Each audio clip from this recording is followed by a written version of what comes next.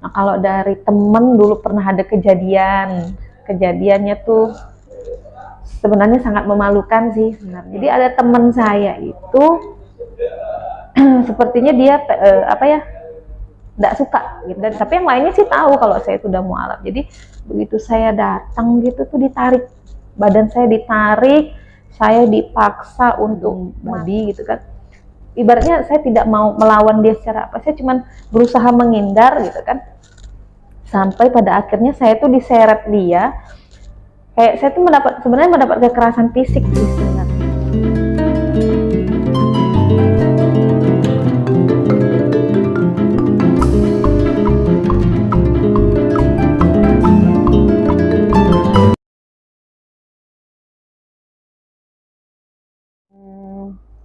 Sebenarnya kan kalau masalah agama itu dari kecil tuh memang pergaulan saya kan kita udah berbaur nih ya. Dulu dari zaman sekolah, dari zaman sampai kuliah itu saya gaulnya memang sama teman-teman yang muslim. Nah, pada saat saya mulai merasakan kayak seperti ada panggilan gitu tuh di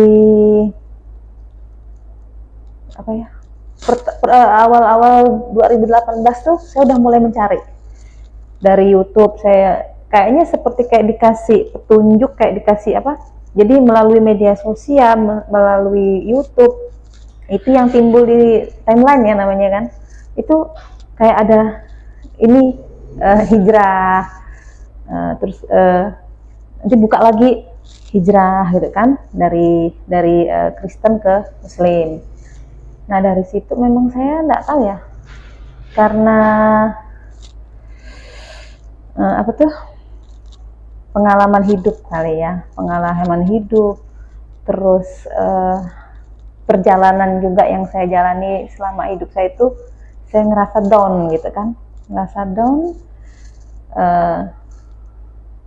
Saya bapak saya meninggal, saya ngerasa sudah tidak ada apa ya, sandaran lagi gitu kan. Dan tahu lah pokoknya perasaan itu tuh timbul gitu. Jadi sering nih nanya-nanya sama temen di kantor, nanya-nanya pesantren, sampai ditanyain, ibu ngapain nanya-nanya pesantren bu, katanya. Enggak gitu kan. Terus nanyain, ini nih kalau kenapa sih sholat di sini beda, sholat di sini beda gitu kan. Terus sampai saya pernah nanya sama teman di kantor, bang kenapa abang nggak sholat di sini gitu loh, tapi kenapa sholatnya di sini. Nah dia jelaskan, karena itu salah satu bentuk saya pengen tahu gitu kan. Ngumpul lagi sama teman-teman, nanya lagi kan, dengar kawan-kawan gitu, kok kayaknya segala sesuatu yang saya jalani semakin berat gitu kan, semakin berat, semakin memikul beban berat gitu kan. Saya seperti kayak mencari-cari gitu kan, aku ini harus apa sih gitu kan, harus kemana gitu kan. Jadi ada satu titik dalam kehidupan saya, itulah yang pada akhirnya menguatkan hati saya untuk mencari tahu Islam itu apa, seperti apa sih gitu kan. Karena saya pengen tuh di dalam diri saya tuh saya berdoa itu tanpa harus saya pergi ke satu tempat dengan waktu yang harus ditentukan. Saya ingin setiap waktu saya bisa berdoa sendiri dimanapun, karena saya berdoanya sih nggak mau rame-rame orang sebenarnya gitu kan. Jadi saya pengen, oh mungkin lah begini ya gitu ya. Jadi banyak pelajaran dari situ yang saya ambil. Akhirnya tahun Januari 2019 tuh, sebelumnya saya udah pernah pergi ke daerah Pontianak Barat, nanyain, katanya di situ ada satu pesantren yang bisa mualaf gitu kan. Tapi hati saya belum bergerak pada saat itu. Saya pergi lagi, jalan lagi. Dan kan kalau saya mau, itu di depan kantor kan Masjid Mujahidin ya, Masjid Mujahidin. Tapi hati saya belum tergerak gitu kan. satu hari pas lagi keluar makan siang di hari Kamis, salah masih pakai baju kantor, saya keliling. Itu kelilingnya tuh memang saya dulu orangnya suka keliling tuh hanya mau buang penat gitu kan, mau aku pengen enjoy lah, jalan-jalan mana-mana, terus ketemu sama teman, saya tanyain sama teman, terus saya pernah cerita sama teman saya itu kan, dia teman saya dari kuliah, saya ceritakan. Dia tanya, dia bilang kan, gimana jadi kata dia kan, masuk Islam. Saya hanya ketawa aja nih, tawa. Emang bisa ke Den? Saya bilang gitu kan. Bisa lah, kalau memang mau dan niat sih boleh lah, tak pula kami maksa, kata dia bilang gitu kan. Jadi akhirnya iseng, hanya sekedar iseng duduk ngobrol. Kalau mau dia belajar dulu, katanya kan. Nah, nanti kami antarkan lah, dia bilang kan. Belajar aja dulu, belum tentu kita harus masuk, dia bilang. Di mana nih? Saya bilang di masjid. Bukan, dia bilang. Diajaknya lah, saya pergi ke kantor Departemen Agama Kota. Nah, di situ saya ketemu sama bagian masyarakat ya, bimbingan Bimas, bagian Bimas dengan Pak Fahrudin waktu itu. Jadi sekitar jam 1 saya datang ke sana di Januari itu, hari Kamis, lupa saya tanggalnya.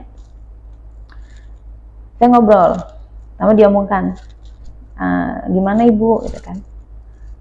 Jadi saya ngobrol, tanya masalah Islam, dan beliau pun menceritakannya tuh seperti gimana ya, seperti kayak anak sekolah yang pengen nanya sama gurunya gitu kan. Ngobrol, dikasih arahan. Nah, setelah itu ada sekitar sampai jam 2:30 saya ngobrol. Kemudian tidak lama sholat asar. Saya ditinggalkan dulu gitu kan. Saya masih aja mau duduk di situ, belum mau keluar gitu kan. Setelah sholat asar masuk lagi mereka satu ruangan. Langsung saya bilang, Pak, kalau saya mau masuk Islam sekarang boleh enggak? Saya bilang gitu kan.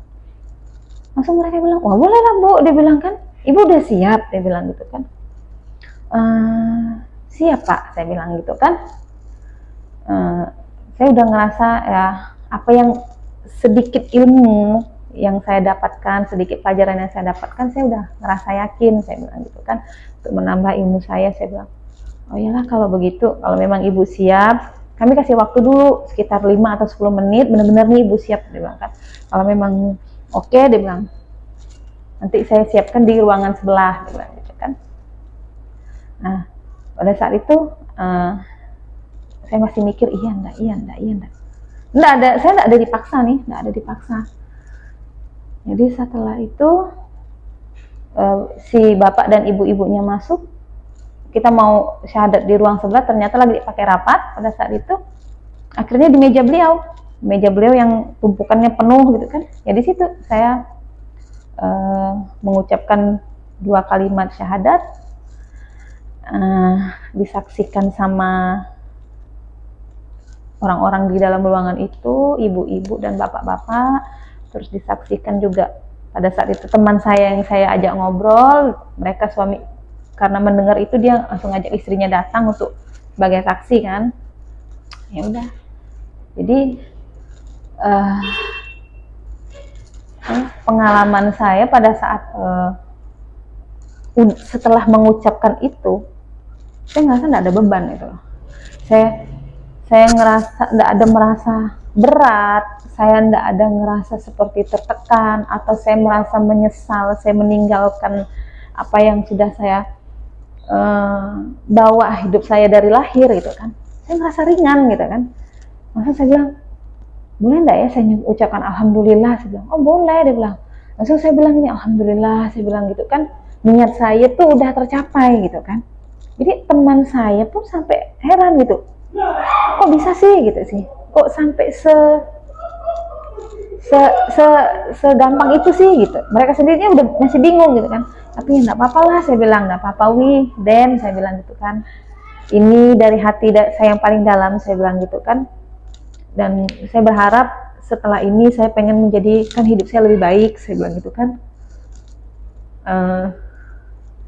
Pokoknya semua segala sesuatu yang saya jalani itu saya pengen lebih baik, saya pengen lebih tenang, saya pengen bisa berdoa itu dengan keadaan saya sendiri gitu kan, tanpa saya harus pergi menunggu waktu atau apa gitu.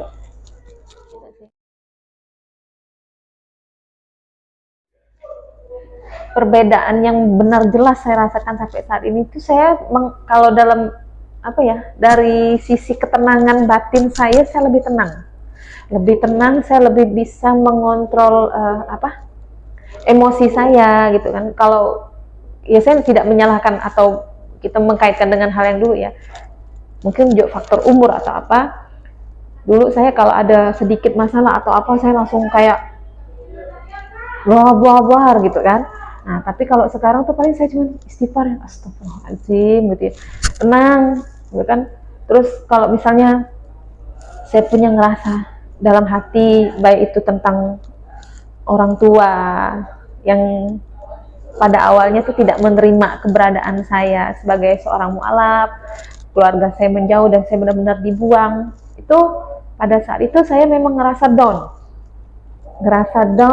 ngerasa apa ya, seolah-olah saya ini berada di satu lautan luas yang sendiri gitu kan. Tapi saya kuat gitu, saya tidak mau, ibaratnya gini, zaman media sosial ya, saya dicerca macam-macam gitu kan, diomongin macam-macam. Saya hanya bisa diam karena apa? Saya tahu di sini kapasitasnya. Kalau saya meladeni atau saya meledak-ledak gitu kan, yang pertama ini agama, ya kan. Sementara yang sebelumnya juga baik, yang sekarang saya anut lebih baik untuk diri saya, gitu kan. Jadi saya merasa lebih tenang, saya bisa lebih ikhlas, saya apa ya, ngerasa pokoknya ya sudahlah gitu kan, nikmatin, jalanin gitu kan. Ini semua janji Allah gitu loh, semua rahasia Allah. Dan memang iya gitu loh. Seiring berjalannya waktu sekarang saya lebih tenang gitu loh. Saya nggak mau mikiran susah amat atau susah gini-gini. Ah udahlah, tinggal istighfar, udah.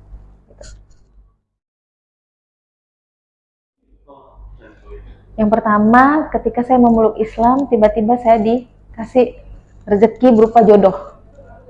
Nah, saya dikasih jodoh yang saya tidak pernah kenal orangnya, saya tidak pernah tahu, dan beliau sampai saat ini, insyaallah sampai akhir, beliau lah yang menjadi seperti hadiah gitu loh dari Allah untuk saya gitu. Dan alhamdulillahnya beliau tuh bukan orang yang memaksakan. Jadi beliau tuh bertanya, udah bisa sholat atau mau belajar ini enggak. Jadi beliau tuh ibaratnya bukan orang yang kamu harus tahu Islam begini enggak. Beliau ngasih kebebasan karena dia tahu apa yang saya peluk sekarang itu adalah keinginan saya sendiri, bukan paksaan dari orang lain. Terus untuk masalah rezeki gitu ya, saya sekarang ibaratnya mau seberapapun Allah memberikan rezeki itu kepada saya cuma berharap itu halal, supaya anak-anak saya, keluarga saya yang saya alirkan rezeki itu dijauhkan dari segala hal yang tidak baik lah gitu. Kalau dari saya cerita, karena keluarga saya ya, orang tua saya itu termasuk orang tua yang sangat keras sekali. Jadi kalau sampai detik ini juga saya belum pernah bertatap muka lagi sama ibu saya, karena saya lebih menghindar. Beliau kan orangnya emosian gitu kan, saya tidak mau sampai ada tidak mau sampai beliau tuh sakit gitu loh. Nah, jadi hal itu yang saya hindari. Tapi di dalam perjalanan saya selalu berdoa untuk beliau, semoga beliau juga insya Allah pada akhirnya nanti bisa mendapat hidayah juga seperti saya gitu kan. Tapi kalau tidak pun ya berikan beliau kesehatan gitu kan. Dan sekarang alhamdulillah beliau sudah mau menerima saya, tapi walaupun kita belum pernah bertemu fisik. Jadi adik saya, keponakan saya itu sudah diizinkan untuk bertemu saya, main ke rumah saya, nginap ke rumah saya gitu kan. Nah itu kalau dalam keluarga. Dan keluarga-keluarga yang jauh juga seperti tante saya dari sebelah mama saya sama bapak saya itu juga banyak yang mualaf sih sebenarnya, dan mereka sebenarnya tidak terlalu pusing gitu kan. Ya udah, itu memang sudah jalan hidup dia gitu kan, yang penting dia bahagia. Nah kalau dari temen dulu pernah ada kejadiannya tuh sebenarnya sangat memalukan sih sebenarnya ya. Di awal-awal waktu itu tuh saya belum berhijab. Saya berhijab di November 2019 pas ulang tahun saya gitu kan. Memang saya punya niat gitu kan. Jadi awal-awal itu saya kan lagi ngumpul nih, bukan ngumpul ya, duduk sama teman-teman. Bukan duduk sih, saya datang. Begitu saya datang waktu itu masih saya mau jemput anak saya sekolah di sekolahannya yang lama itu ya. Jadi ada teman saya itu sepertinya dia nggak suka gitu kan. Dan tapi yang lainnya sih tahu kalau saya itu udah mualaf. Jadi begitu saya datang gitu tuh ditarik, badan saya ditarik, saya dipaksa untuk makan makanan yang itu gitu, yang mengandung itu ya, mengandung babi gitu kan. Ibaratnya saya tidak mau melawan dia secara apa, saya cuman berusaha menghindar gitu kan. Sampai pada akhirnya saya tuh diseret dia, kayak saya tuh sebenarnya mendapat kekerasan fisik sih sebenarnya. Ditarik sama dia bilang, pergilah kau sana, dia bilang, kau udah bukan sama kami lagi gitu kan. Kayak seperti diseret di depan orang ramai, diinjak. Sampai teman saya tuh bilang, nggak boleh seperti itu gitu kan. Dan yang lainnya tuh malah menyarankan saya, kau lapor Jayan ke polisi. Saya bilang, saya hanya diam. Diapakan dia pun saya diam. Saya tidak mau menjawab, saya tidak mau mencari kesalahan dia gitu kan. Walaupun kita tahu mungkin dia tuh tidak jauh lebih baik dari saya gitu kan. Makanya saya cuma berpikir seperti ini gitu. Ya Allah, saya bilang, inilah cobaan saya bilang gitu kan. Saya dipermalukan kan di depan orang ramai, tapi saya tidak mau mempermalukan dia. Karena dengan cara dia seperti itu kepada saya, dia telah mempermalukan dirinya sendiri gitu loh. Saya tidak melakukan apa-apa kok, saya tidak melakukan tindakan kriminal, ya kan? Kebanyakan saya berpindah keyakinan itu, saya bukan dipaksa sama siapa-siapa gitu loh. Ini kemauan saya gitu kan. Tapi ya kenapa orang bisa sampai seperti itu sama saya, sudah gitu kan. Toh bukan saya nanti yang akan mengadili, ada Allah yang mengadili gitu kan. Yang mempermalukan dia pun biarkan dia mempermalukan saya tidak akan pernah mau mempermalukan dia. Karena apa? Satu, dia teman saya. Kedua, dia punya agama. Saya tidak mau mempermalukan agamanya. Karena apa? Saya kan pernah menganut agama itu gitu kan. Ya sudah, dengan cara dia sendiri, dia sudah mempermalukan dirinya sendiri. Bukan di mata orang lain, tapi di mata Tuhannya juga gitu loh. Nah itu aja sih saya.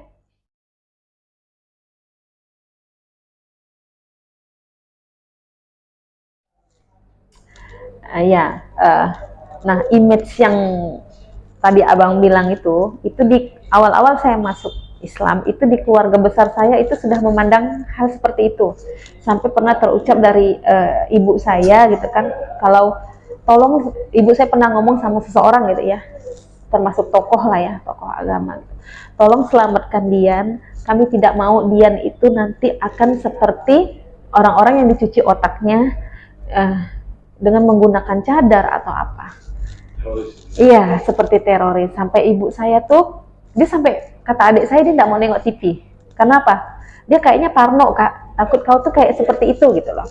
Jadi saya cuma berpikir, tidak semua Islam loh seperti itu, gitu kan? Itu kan hanya ibaratnya oknum ya. Saya bilang.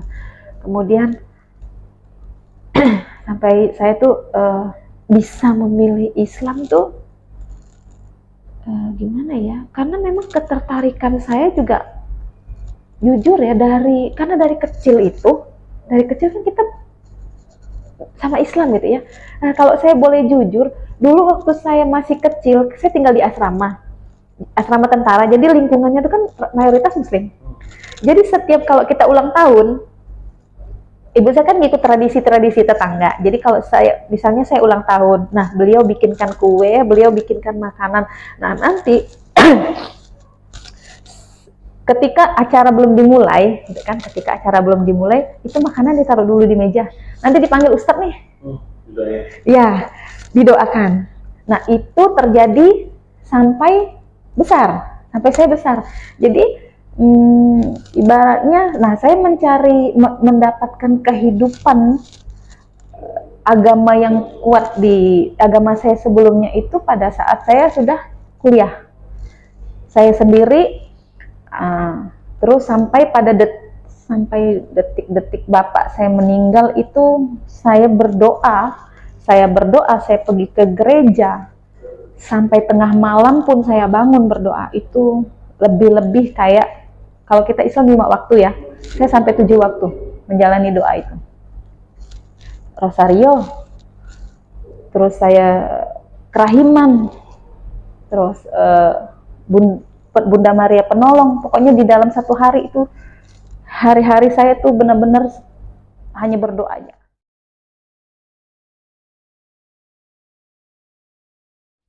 Iya, nah itu dia, itu yang sampai saat ini masih jadi tanda tanya besar. Semakin saya dekat sama Tuhan, tapi di situ juga saya mendapatkan hidayah itu gitu loh, ke Islam. Karena saya mempelajari tata cara berdoa 3 waktu, 5 waktu, 7 waktu. Jadi saya pikir di Islam juga ada loh 5 waktu, gitu kan? Seperti ini saya pelajari lewat media sosial, lewat YouTube atau segala. Nah itulah yang pada akhirnya membawa saya ke sini, sampai ke sini gitu loh.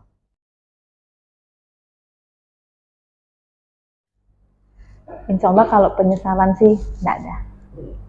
Ya semoga ya, saya mohon doa juga supaya tetap istiqomah gitu ya.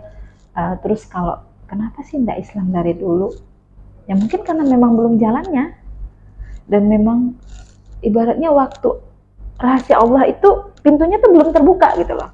Nah dan sekarang lah itu, begitu saya masuk Islam, saya dapat jodoh, saya dapat rezeki, saya dapat anak lagi, anak laki-laki gitu kan, dan semua itu berbarengan gitu kan. Dan itu merupakan sebuah kebahagiaan yang harus saya pelihara sampai saat ini gitu loh, dan harus saya syukuri gitu loh. Dan saya juga mendapatkan teman-teman yang dengan sendirinya itu, teman-teman yang datang gitu ya, bukan saya minta atau saya cari-cari gitu, teman yang datang ya gitu kan, itu semua memang nuntun saya gitu loh. Bukan mana ya, saya susah diomongkan dengan kata-kata gitu loh, cuman saya merasakan gitu niat baik saya dengan hidayah yang diturunkan kepada saya itu semua berjalan gitu loh.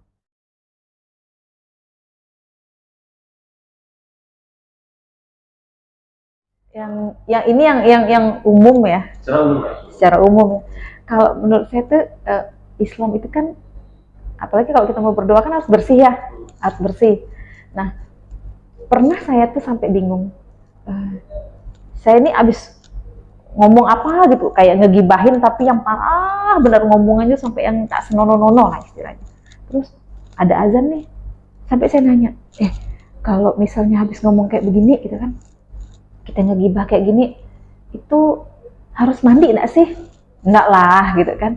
Nah, terus karena saya jalani lah ya, terus kalau misalnya kita udah menikah gitu kan, nah itu kadang itu saya berat gitu kan, dulu awal-awal gitu kan, kita habis berhubungan gitu kan, langsung suruh mandi gitu kan, biar kita bisa sholat subuh gitu kan.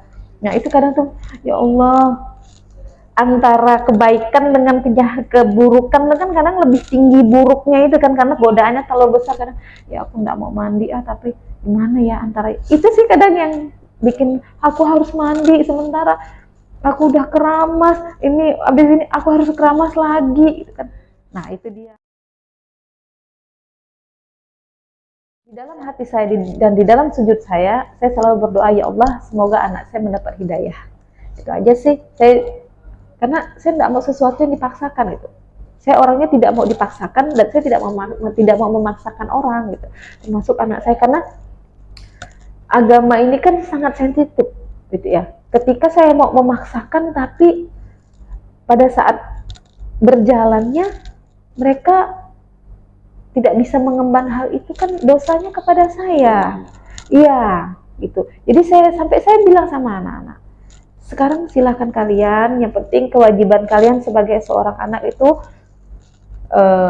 berbakti sama orang tua, berbakti sama agama. Saya bilang gitu kan, kalian harus sekolah, belajar, bekerja, dan jadi mandiri. Setelah kalian mandiri, silahkan. Apapun yang kalian jalani, mama akan dukung. Dan jika kalian ingin mengikuti jejak mama, langkah mama, ya kan, mengikuti Allah, itu juga akan membahagiakan mama. Saya bilang gitu. Surga loh buat mama, saya bilang gitu kan. Hanya itu aja sih saya bilang sama mereka.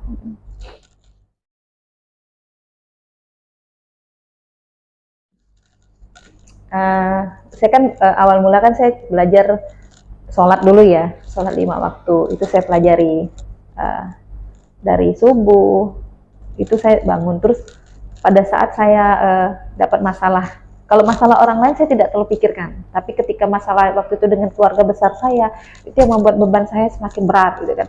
Terus saya mendapat teman nelpon gitu kan, Yan, coba kau belajar tahajud. Sampai saya bilang, tahajud itu doanya seperti apa gitu kan. Ya 2 rakaat, dia bilang gitu kan, tapi kau niatkan kalau bisa rutin selama 40 hari ya, rutin. Sampai saya bilang, terus kalau saya lagi halangan, saya bilang gitu, gimana? Kalau halangan kan ya memang nggak bisa gitu kan, tapi nanti dilanjutkan lagi, dia bilang gitu. Saya belajar itu saya cuman hanya pengen tenang gitu kan, kemudian saya coba lagi, saya sering ya ngelihat di YouTube lah atau apa, tapi saya mengambil yang baiknya gitu ya, tidak mengambil yang terlalu gimana gitu. Jadi saya dulu kan punya penyakit mah yang sangat kronis. Saya telat makan salah, kebanyakan makan salah, minum teh tidak bisa, minum apapun tidak bisa, kopi apapun tidak bisa, pokoknya apa aja, hanya bisa minum air putih. Jadi saya belajar nih di tahun pertama saya ini 2020 ya, puasa 2020 saya belajar puasa. Saya belajar puasa memang pada saat 2 minggu pertama saya belajar puasa itu ya ampun, namakan kepala berat luar biasa kan, karena kita belajar mengistirahatkan usus kita gitu kan, bekerja. Nah berjalan saya hanya buang, memang saya niatkan saya buang selama seminggu lebih waktu itu, dengan kondisi waktu itu belum enggak ada haid gitu, karena enggak mampu karena sakit gitu kan. Akhirnya setelah itu saya belajar lagi, saya niatkan lagi, kayaknya saya bilang tuh kan, saya ada ngelihat satu postingan dari Dr. Zaidul Akbar ya.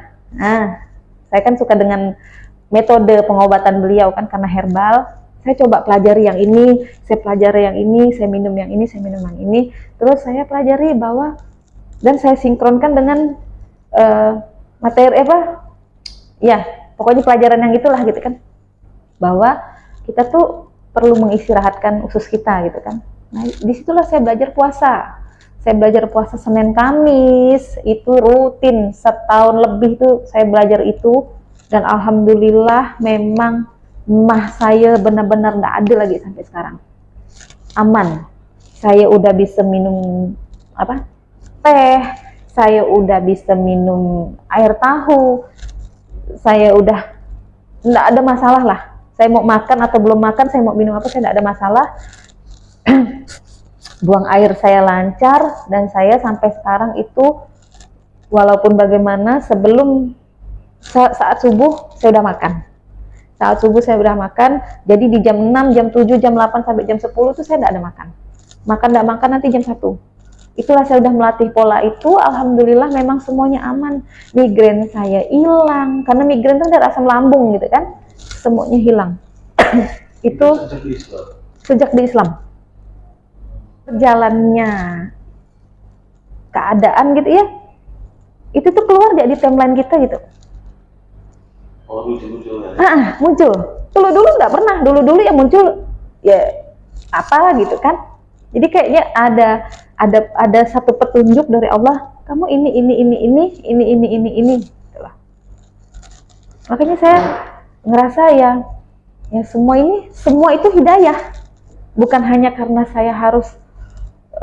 hanya karena saya berpindah agama, tapi apa yang saya jalani sekarang ini semua adalah hidayah. Dari A sampai Z. Gitu loh. Semua hidayah. Saya cuma berharap dari sisi segi rohaninya, dari ketaatan saya berdoa, saya itu pengen lebih dalam lagi. Kemudian saya tuh pengen saya ingin berbagi sih sebenarnya, ingin lebih berbagi karena saya dapat ilmu, dapat pengetahuan dari Islam ini adalah kekayaan di dunia nih, itu tuh sebenarnya hanya sementara. Yang perlu kita tabung, yang perlu kita simpan itu untuk kita di akhirat. Amal perbuatan kita, gitu kan. Terus saya cuman berharap ketika saya mendapatkan rezeki, ada sebagian yang saya sisihkan, gitu kan. Itulah tabungan saya sih sebenarnya.